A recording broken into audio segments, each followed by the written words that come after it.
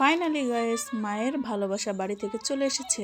Hi everyone, আসসালামু আলাইকুম। কেমন আছেন সবাই? আমার হাজবেন্ড বিশেষ এক দরকারে বাড়িতে গিয়েছিল। আসার সময় আমাদের বাড়িতে যাওয়া হয়েছিল, আর সেজন্য আমার মা অনেক কিছু দিয়ে দিয়েছে, যার ভিতরে ছিল মেথি শাক, দুধ আর আমার মায়ের হাতে বানানো পিঠা। আমার হাজবেন্ড যেহেতু দুপুরের দিকে ঢাকা রওনা দিয়ে দিয়েছে, আমার মা খুব তাড়াহুড়ো করে পিঠাগুলো বানিয়েছে। আর যেহেতু প্যাকেট করে দিয়েছে, তো সেখানে একটু একটু লেগে এজন্য পিঠার অবস্থাগুলো এমন কালার হয়ে গিয়েছে। যাই হোক, দেখতে যেমনই হোক, মায়ের ভালোবাসা বলতে কথা। এখন আমি 1 লিটার দুধ জাল করে নিব। যেহেতু মা অনেকগুলো পিঠা দিয়েছে, তো ওখান থেকে কিছুটা পিঠা আমি এখানে ভিজিয়ে নিব দুধ আর খেজুর গুড়ের রসে। এই গুড়টা আমার গত বছর লিকুইড গুড়। এই গুড়টা খুব সুন্দরভাবে অল্প একটু পানি দিয়ে জাল করে ছেঁকে নিয়েছি। ছেঁকে নেওয়ার পরে এই গুড়টা আমি দিয়ে দিব 1 লিটার যে দুধ জাল করে রেখেছিলাম তার ভিতরে। একটু লবণও দিয়ে দিয়েছি। মিষ্টি যে কোনো জিনিসে আমি সবসময় লবণ দেওয়ার চেষ্টা করি, তাহলে মিষ্টির ব্যালেন্সটা ঠিক থাকে। একটা বলক উঠে যাওয়ার পরে আমি দিয়ে দিব সবগুলো চিতাই পিঠা। আমার হাজবেন্ড যেহেতু আস্তে আস্তে রাত হয়ে গিয়েছে, তো এই কাজটা আমাকে রাতেই করতে হয়েছে। একটা বলক দিয়ে সাইডে রেখে দেব সকালের জন্য। বাড়ি থেকে যে মেথি শাকগুলো দেওয়া হয়েছিল, সে শাকগুলো এখন খুব সুন্দর করে বেছে নিব। মেথি শাক খাওয়া যায় কিনা অনেকে সেটাও জানে না, অথবা অনেকে বাছার ভয়তেও খায় না। আমি যেভাবে দেখাচ্ছি এভাবে বাছলে কিন্তু খুবই ইজিলি বাছা যাবে। এই তো ফার্স্ট একটা গাছ নিয়ে এরপরে গোড়া থেকে যেখান থেকে সবুজ পাতা শুরু হয়েছে, ওখান থেকে টান দিলে যতটুকু নরম হয় অতটুকু পর্যন্ত হাতে অটোমেটিক চলে আসে। অনেকেই তো জানেই না মেথি শাক আবার খাওয়াও যায়।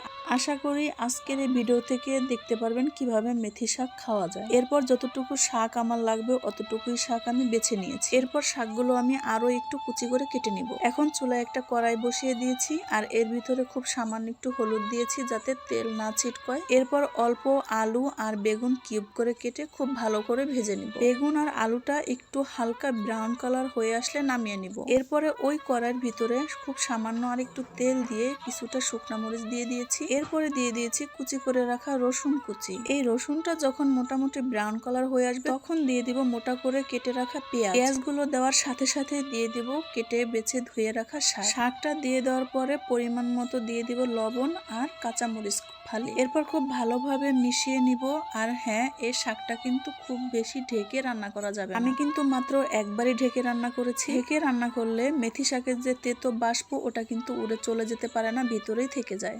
এখন আমি দিয়ে দিয়েছি সেই আগে থেকে ভেজে রাখা বেগুন আর আলু। বেগুন আর আলুটা দিতে হবে যখন শাকটা 90% সেদ্ধ হয়ে আসবে। এই তো আমার শাক রান্না কমপ্লিট। দেখতে যেমন হয়েছে, খেতেও কিন্তু অনেক মজা হয়েছে। এখন আমি ইলিশ মাছের ডিম ভুনা করে নিব, সেজন্য ইলিশ মাছের ডিমগুলো আমি ভেজে নিচ্ছি। এরপর কিছুটা পেঁয়াজ দিয়ে মশলাপাতি যা আছে সবকিছু কষিয়ে ওর থেকে ধনিয়া পাতা দিয়ে রান্নাটা শেষ করে নিব। এরপর আমি চিংড়ি শুটকি ভর্তা করে নিব। আমাদের মাদারীপুরের ভাষায় বলে সোরা। তো ইলিশ মাছের কাটা ভর্তা করব, আর এর জন্য কাটাগুলো আমি ভেজে নিচ্ছিলাম। আমাদের মাদারীপুরের ভাষা এটাকে বলে কান্ঠা। তো পেঁয়াজ মরিচ রসুনও ভেজে নিয়েছি, আর এদিকে ধনিয়া পাতাটাও টেলে নিয়েছি। হয়ে গেলে আমি শিলপাটায় ভর্তাগুলোও করে নিব। ধনিয়া পাতা ভর্তা, চিংড়ির সোরা ভর্তা আর কান্ঠা ভর্তা। যাই হোক, আমি কিন্তু আমার দেশের ভাষায় কথা বললাম, কেউ আবার মাইন্ড করেন না। সবগুলো ভর্তা থেকে একটু একটু ভর্তা নিয়ে পাটায় মুছে ভাত খাচ্ছিলাম। আমার মা ছোটবেলা দেখতাম ভর্তা করলে আমাদের সব বোনদের সাথে এই ভাতটা শেয়ার করে খেত। এই পাটায় মাখা ভাতের ভিতরে যে কি আছে জানি না, মনে হয় যে সব স্বাদ এর ভিতরে এসে লেগে থাকে।